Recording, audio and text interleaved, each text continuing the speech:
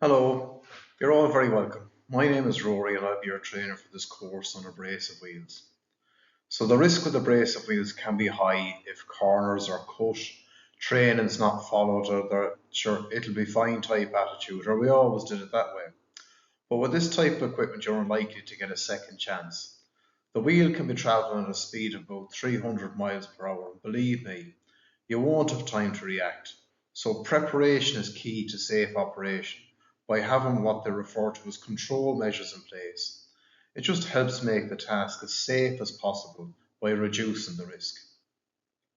When we think of risk, just think of the traffic light system. Red is high risk, amber is medium risk, and green is low risk. So we're aiming to get that risk level as low as possible.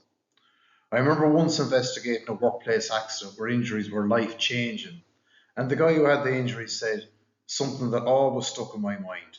He said, "Learn to do the job safely before you do the job at all." And it's so true. We all want to return home safe and sound at the end of the working day. And today's training will make us aware how to work safely so that becomes a reality. We look at all areas of abrasive wheels and we're going to work through this step by step and address any concerns that you might have. My main aim with you on this course is to make sure you make the right choices. So we're going to go through each slide step by step, keeping it nice and simple as we move forward. So I just want to run through a few key points about working with abrasive wheels. Nothing too heavy at all, just the important stuff we all need to be aware of. So first off, it's really important we understand the hazards. So a hazard is anything that has the potential to cause you harm. So abrasive wheels, they can be very dangerous if they're not used properly. So things like flying particles, wheel breakage or sparks are all real risks. So we need to be aware of those and understand how to reduce the risk with proper precautions and procedures in place. Another thing to keep in mind is the health side of things, which is often forgotten. But if you're grinding or cutting materials, especially things like metal or stone, you could be exposed to fine dusts that are harmful if we breathe them in. So using the right extraction systems, dampening down, and using the correct personal protective equipment, such as a respirator, is a must. We also need to make sure we're using the right wheel for the job. Not every wheel suits every material or machine, so always check it's the correct type, size, and speed rating before you mount it. We'll go into speed rating, which is the maximum speed the disc can spin at. So the wheel speed in revolutions per minute needs to be equal to or higher than the speed marked on the machine in revolutions per minute. Now we mentioned mounting, that's another key point as well. So the wheel has to be fitted safely and securely to the machine. If it's done wrong, it could lead to wobbling or even breakage when it's in use. And we also need to think about storage and handling as well. So wheels need to be stored properly, upright, dry, and in a place where they won't get knocked or damaged. Even a small crack can cause a wheel to fail, so they need to be handled with care. We also do regular inspections and checks, both of the wheel and the machine, before we start work. It only takes a minute, but it can prevent a serious accident from occurring. And finally, always wear the right PP, personal protective equipment. That means safety glasses or a face shield, gloves, hearing protection, or respiratory protection.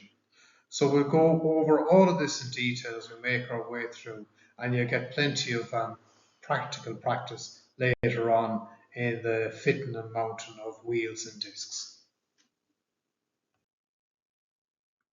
Sometimes you get asked the question, well, what's the point of training?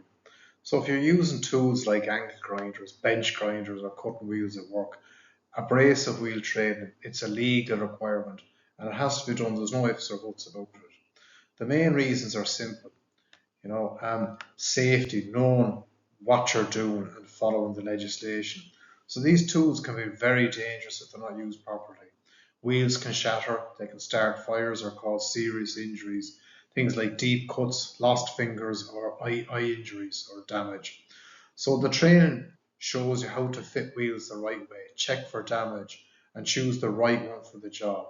It also covers the basics like what personal protective equipment you should be wearing, safety glasses, gloves, masks, ear defenders, all of that.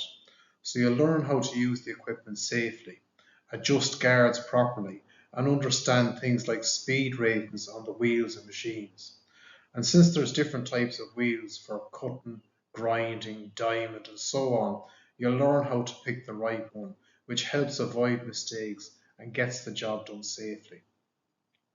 At the end of the day, this training helps prevent accidents, keeping things running smoothly, and make sure you're doing things by the book. But more importantly, it's about making sure everyone goes home in one piece. If we look at the images here, if he followed the training, he wouldn't be dealing with an eye injury. Simple measures make all the difference. We see an image of an ankle grinder disc. What do you think? Do you think it's safe to use? What do you think might happen if you were to use it? Would it start to hop as you cut, or the disc might explode because the disc isn't balanced? And you're dealing with really high speeds, as we said at the start. So the only person that can make this decision is you at the end of the day. Each one of us is our own safety officer. So please don't take chances, as your safety is so important. I've done too many investigations where they've said, oh, I wish I'd done this, that, or the other. But it's too late then. And the impact that an accident can have on you or your loved ones can be life changing. We don't want that to happen. So if we follow the training, we'll have no issues at all. We're not going to go into legislation in any great detail here today, but we're going to look at the key points. So health and safety legislation applies to all workplaces. We have a thing that's called a duty of care. In simple terms, it means we don't do something that could have a negative impact on ourselves or others. So we need to make sure that the health and safety is managed effectively. That's the reason by having the legislation in place.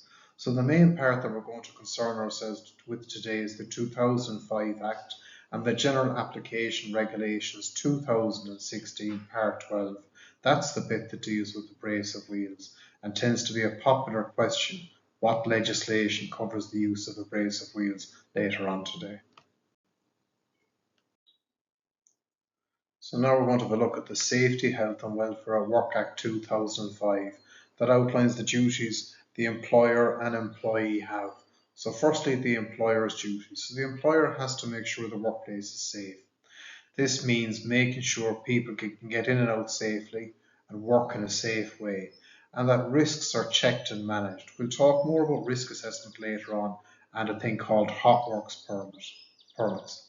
So all tools and machines should be safe to use, and workers should be given the right safety gear, proper training, clear instructions and supervision. Only people who are trained and know what they're doing should be doing the job, and that's what they refer to as a competent person. Then we've got the employee's duties. So as a worker, you should keep the area tidy and make sure exits aren't blocked. Use tools and machines safely. Wear your safety gear and go on any training you're asked to attend. Always work in a safe way that doesn't put you or others at risk. Follow all safety rules and never come to work under the influence of drugs, even prescription ones, if they affect your safety, or alcohol as well. So let's begin with an introduction to abrasive wheels. They cover a wide range of powered equipment, including discs, cylinders, belts, and points, all of which are coated with abrasive particles. So they come in various forms and are designed for specific tasks, such as cutting, shaping, smoothing sharp edges, cleaning, or preparing materials for further work like welding. Essentially, an abrasive wheel is any tool that consists of abrasive particles bonded together. Much like sandpaper, these particles are graded, so the higher the number, the finer the grit, resulting in a smoother finish. So the selection of grit depends entirely on the application. Now you may notice a mention of points there, so we're going to look at some examples of those on the next slide. So these abrasive particles are then they're held together using either organic or inorganic bonded materials such as resin, rubber, or shellac. And the bonds are what give the wheel its structure and performance characteristics. So organic bonds are typically used in handheld or portable tools.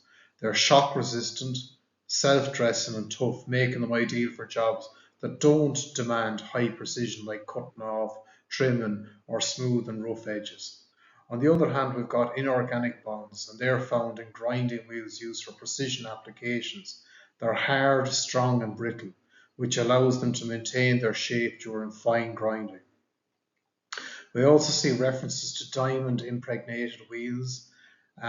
So a common example you're likely to come across would be for cutting aggregate stone and similar hard materials.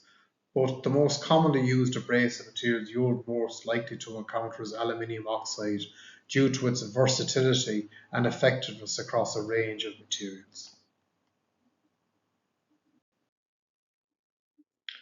Abrasive wheels. So what the law says is covered under the General Application Regulations 2016 Part 12.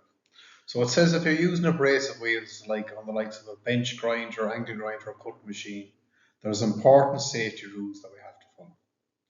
So the first bit we're going to look at is using the right disc for the job.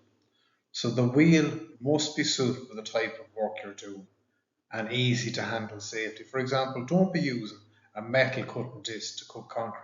It's not designed for that. Make sure you've got the correct disc in for the material you're cutting. Secondly, then stick to the speed limit. So every abrasive wheel has a maximum speed that it can handle, and that's shown in a thing called RPM, so revolutions per minute. So the machine you're using, it should never spin faster than the revolutions per minute that's marked on the wheel or the disc. Check for safety information as well. So discs often come with important information, the likes of expiry dates, usage limits, and what materials that they're meant for. For instance, most cutting discs for steel will have an expiry date, but a diamond blade for cutting tiles might not have one on it. Also, it should only be trained people that fit the wheels. So mounting or changing a disc, it must be done by someone who's trained and that they're competent, so that it's fitted correctly and safely. Guards are a must, I have to say. So if a guard is needed for the machine, and most of the time it is, it must be in place. It must be properly fitted and in good condition. For example, never remove the guard from an angle grinder just to make it easier or to reach something. It's there to protect you. Tool rests as well, so they need to be close. Some machines, the likes of bench grinders, the tool rest where you rest your workpiece, it should be kept as close as possible to the wheel, about 2 to 3 millimeters away from it. This helps stop the workpiece from getting pulled into the gap and causing injury.